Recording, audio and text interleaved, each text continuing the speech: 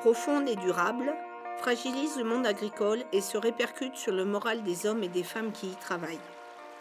Face à la détresse des exploitants, comme des salariés, la MSA agit à travers son nouveau plan d'action sanitaire et sociale. Notre force, c'est la diversité des métiers sociaux et médicaux, nos partenaires, nos délégués sur le terrain. Autant de mains tendues pour vous aider à traverser les périodes difficiles et vous accompagner sur votre chemin. Didier, Claudia, Aurélie et Benoît, ainsi que Maude, ont osé appeler la MSA et se faire aider pour rebondir.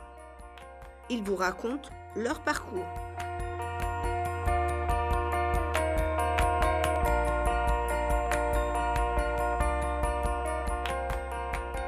Alors Didier, j'habite un petit village Nord-Côte d'Or à Senailly, c'est dans le pays de l'Aussois.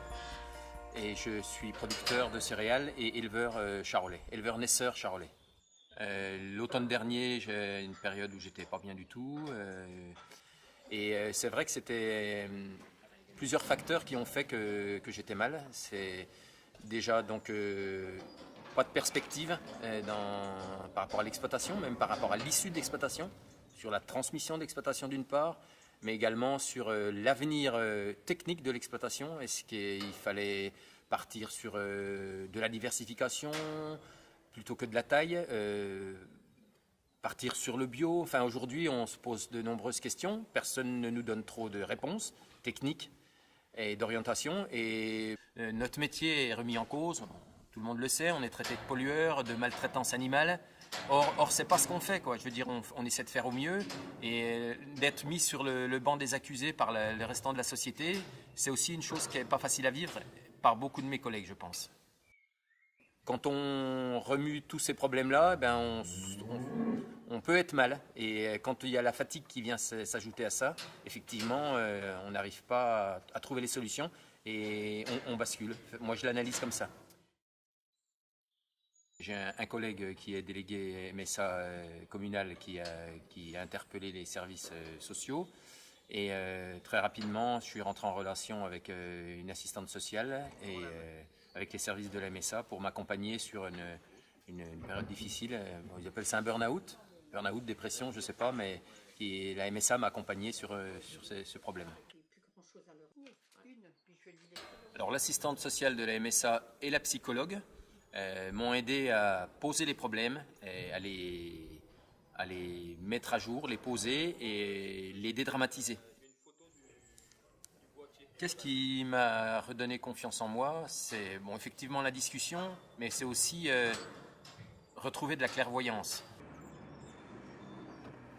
Je ne dis pas que je suis sorti, j'ai conscience que c'est une situation, on est sur le fil du rasoir, on a une telle pression tout le temps qu'on est effectivement jamais complètement sûr d'être soigné, il y a des moments de doute. Il faut réussir à aussi retrouver du plaisir. Et donc c'est vrai que le sport m'aide à prendre des moments de plaisir, c'est un échappatoire. J'ai la chance de m'occuper d'une CUMA, d'une coopérative d'utilisation matérielle agricole, où on se réunit autant qu'on peut, même si aussi là, à l'intérieur de ça on a des soucis financiers, mais c'est aussi l'occasion de se rencontrer. Dans des groupes techniques aussi, il faut qu'on maintienne et qu'on remettre en place des groupes d'agriculteurs pour discuter des problèmes entre nous. C'est bien qu'on parle du monde agricole, effectivement c'est tabou.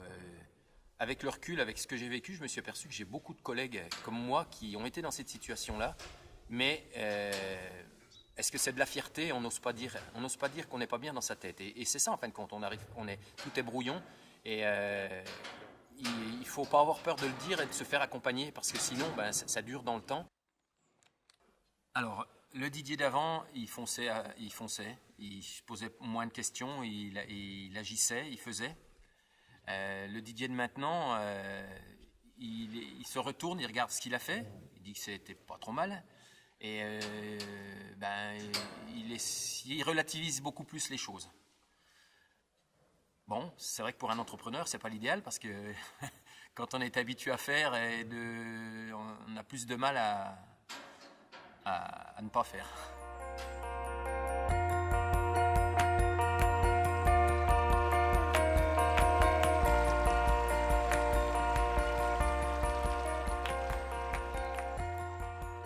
Claudia, exploitante agricole à Morillon, dans le parc du Morvan. Je me suis retrouvée veuve assez jeune, avec 5 enfants, une exploitation à gérer.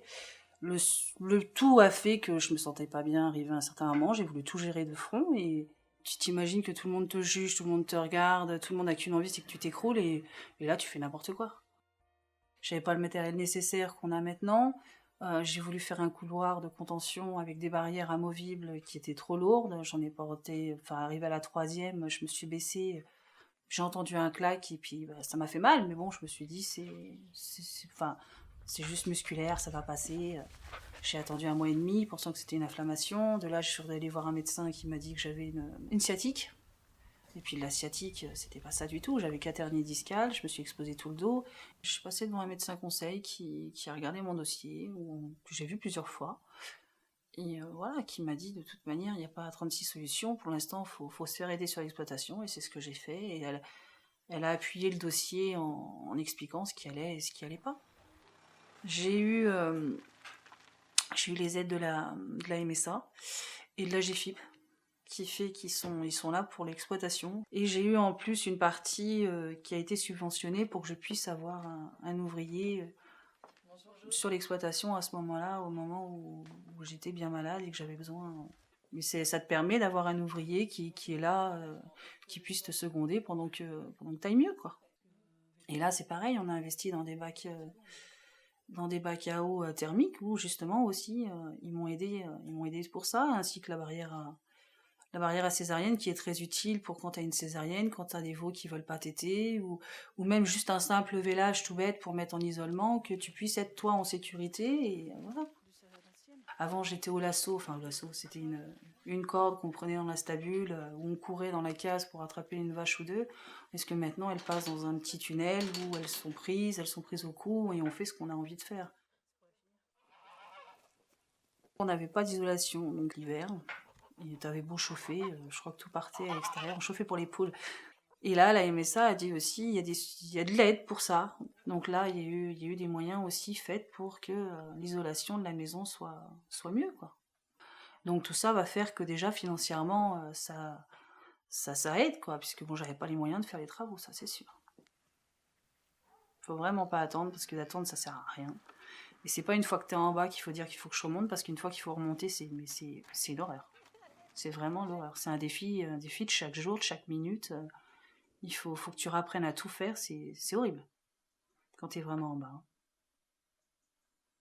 Donc le but c'est de pas attendre, ça va pas, je veux dire, il y a des solutions, il y a des aides, après il faut savoir les accepter, le gros souci c'est là. Faut savoir mettre sa fierté de côté et pouvoir dire oui, j'en ai besoin.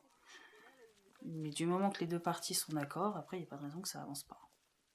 C'est plus facile de descendre une côte que de la remonter, donc je suis pas en haut, mais je dirais que je suis au milieu, je suis pas mal. Il y a encore de l'effort, mais je suis pas mal.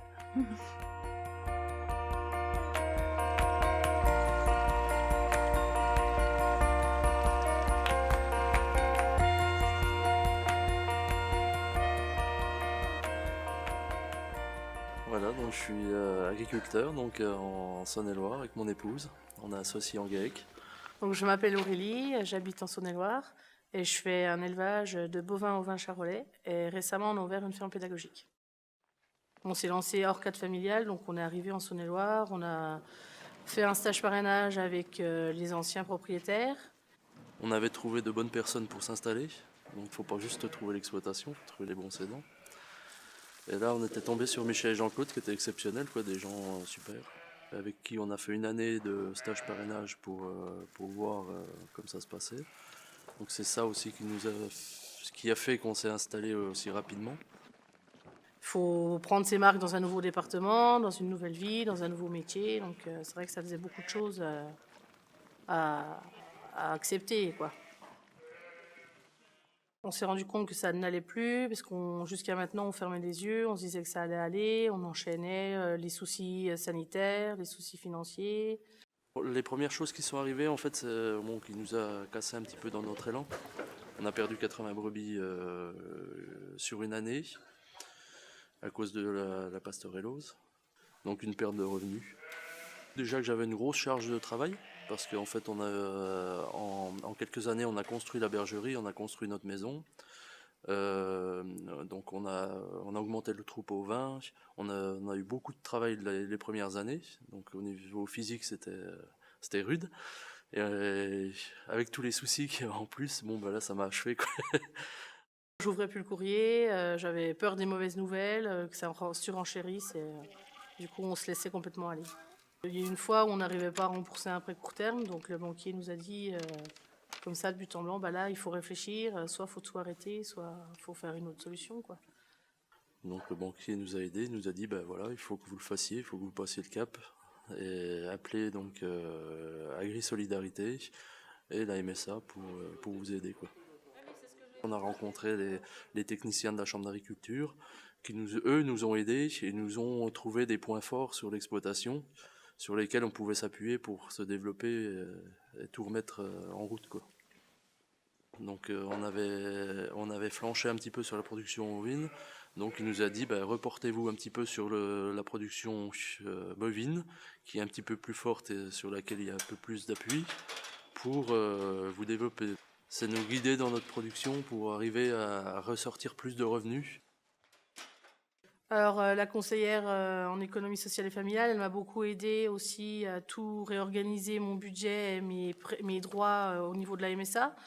Et ça nous a redonné un nouveau souffle, une nouvelle envie. Il nous a dit que nos compétences n'étaient pas à remettre en question, que, étant donné qu'on était jeunes agriculteurs, c'est normal qu'on ait des difficultés et qu'on n'était pas les seuls dans cette situation. Et puis la crise économique aussi fait que tout le monde a à un moment donné des difficultés, quoi. Donc c'est pour ça qu'on est reparti avec eux dans notre nouveau projet. Alors la ferme pédagogique, le projet c'était de transmettre aux scolaires et périscolaires notre passion du métier. Donc forcément quand on ne l'avait plus, on n'avait pas envie de la transmettre.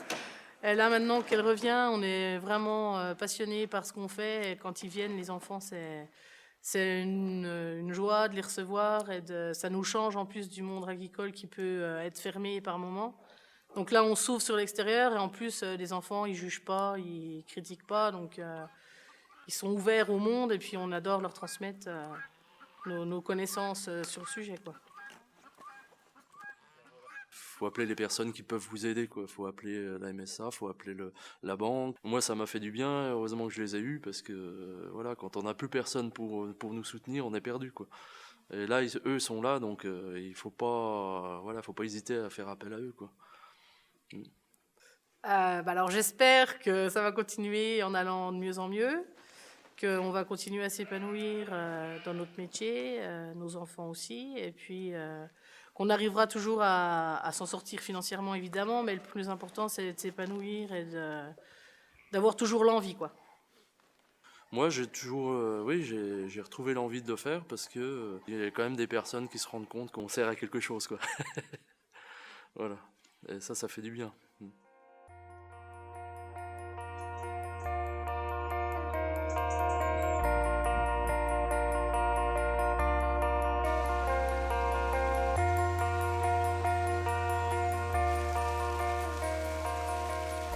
Je m'appelle Maude, j'habite dans Lyon et je suis apicultrice et je travaille à mi-temps au domaine William Febvre.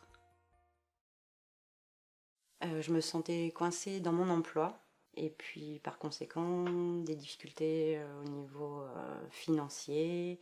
Je ne sais pas comment on peut décrire un grand mal-être dans un étau prisonnier. Puis surtout plus rien quoi, un ras-le-bol complet de plus voir d'issue. Ça a duré 3 ans. Là, j'ai rencontré quelqu'un de l'accueil qui a été tout de suite à l'écoute et qui m'a dirigée vers une personne du service social, qui m'a écoutée, qui m'a soutenue, qui m'a orientée vers l'avenir en soi.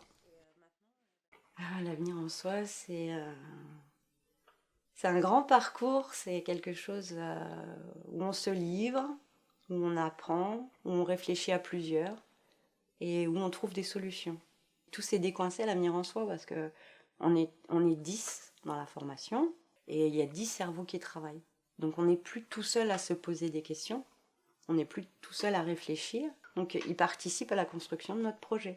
Et Moi, je peux dire que l'avenir en soi, ça m'a aidé à construire mon projet, à trouver la solution, de prendre un travail à mi-temps dans les vignes pour pouvoir continuer à faire de l'apiculture et à développer un petit peu ce côté-là.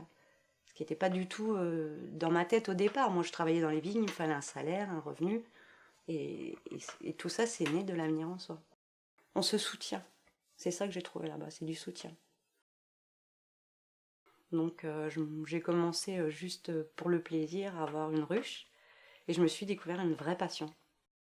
En fait, moi, ce qui me manquait surtout au départ, c'est les financements. Parce faut acheter des ruches, faut acheter du matériel. Et donc, après l'émulsion de l'avenir en soi, est née l'idée de faire des parrainages.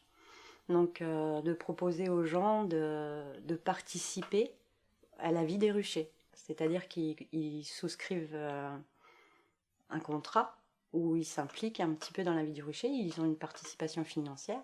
Et en contrepartie, moi, je m'implique auprès d'eux en les amenant voir les ruches, en ayant un suivi auprès de leur essaim.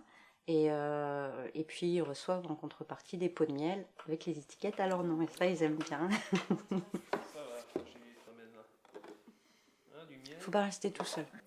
Faut pas avoir honte, parce que il faut pas se remettre tout le temps en question. Ça vient pas forcément de soi. Il faut vraiment aller vers les autres, et il faut demander de l'aide. Il faut pas rester tout seul. Je suis sereine en fait. Mais vraiment, je crois que je suis arrivée à un moment dans ma vie où j'ai jamais été aussi à plus me torturer, plus me poser de questions. Il y a un truc difficile, ouais, ça arrive à tout le monde, mais comment, c'est plus je vais pas m'en sortir, au secours, c'est qu'est-ce que je fais et comment je fais pour que ça aille. Voilà, c'est tout. Et ça dure pas en général.